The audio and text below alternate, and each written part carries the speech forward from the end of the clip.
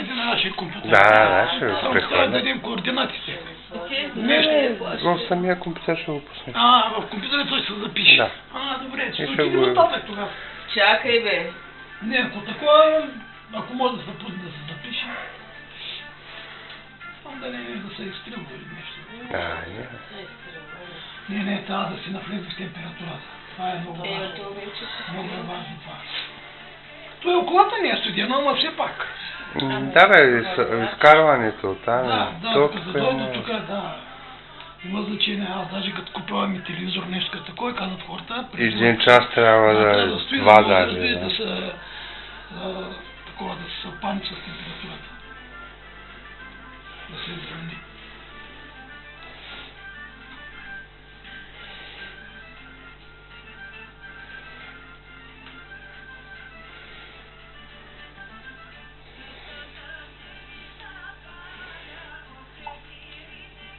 Как да го Дайте двоен клик. Евелинка.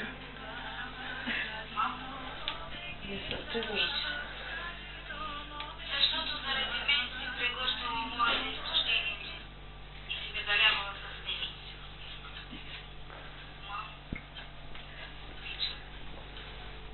Защото заради мен си сменила красивия тъмни кръгове в очите. Мамо, обичам. Защото заради мен си търпяла нетърпимото, прощавала си непостимото и си преодолявала непоносимото. Обичам те, защото си лишавала в себе си, за да имам аз.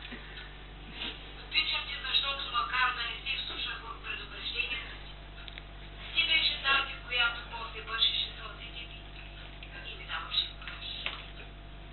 Мамо, обичам те, защото те ранявах хиляди пъти, а ти и за секунда не спря да ме обичаш.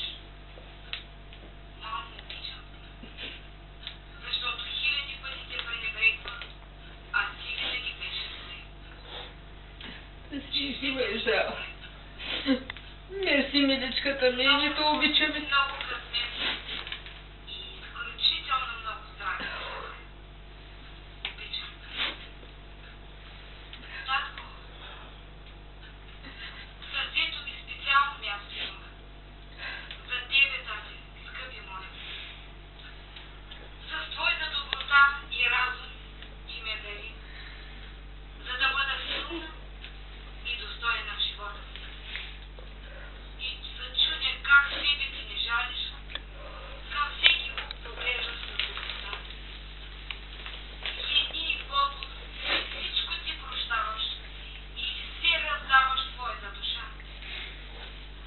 И сили нови пак ти даваш.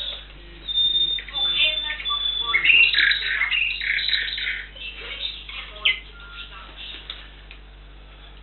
За всичко, татко, ти благодаря. Само този, който не е бил баща, не знае колко е трудно да отгледаш и възпиташ децата.